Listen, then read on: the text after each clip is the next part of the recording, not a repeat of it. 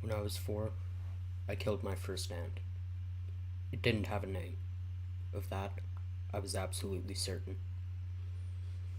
My own name isn't important to you right now, although it's likely you'll learn some version of it soon.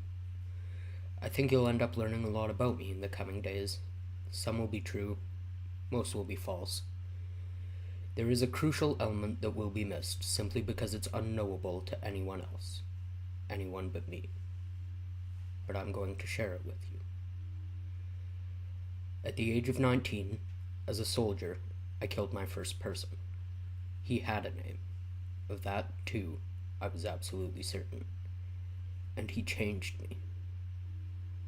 My act of violence led me to learn who he was and what he meant to others.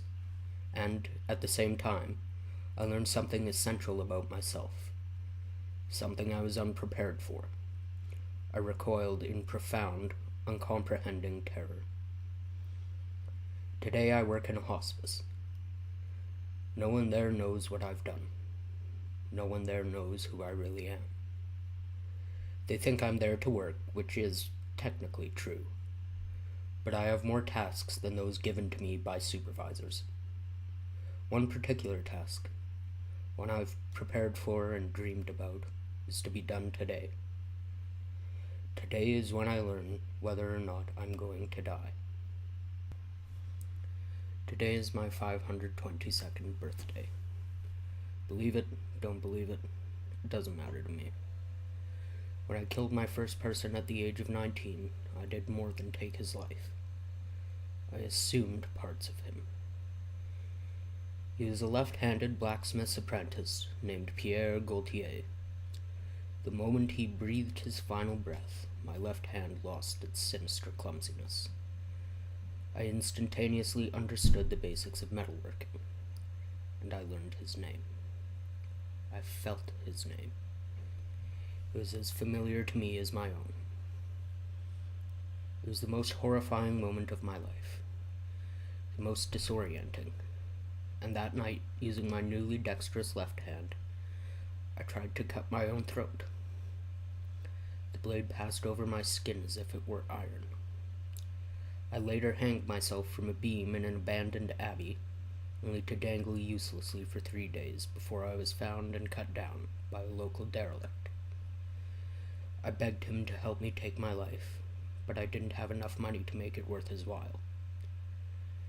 When I killed him in a rage of frightened and confused desperation, I absorbed his alcoholism.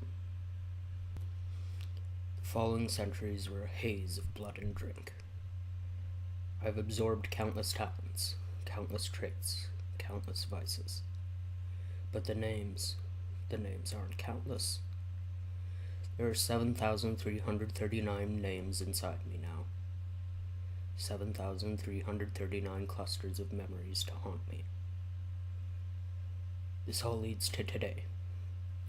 For 500 years I've stayed under the radar. I've hidden in the shadows and killed and killed and killed, hoping to absorb any knowledge someone might have of another man like me. Another man who shares my curse. But I'm unique. No one is like me. Every open throat and subsequent transfer of name and ability has yielded nothing useful. Nothing useful, that is, until last month. He was a man called Gustav Brennerson, and along with his name, he transferred to me his influenza. It was the first time I've ever been sick. The hospice here has 44 beds. 41 are filled. 41 opportunities.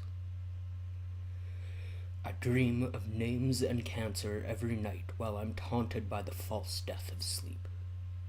Tonight, wherever it is I lay my head as it seethes with 41 new names, I pray it seethes with something new, something malignant, something terminal, something that will end these centuries of hideous wandering.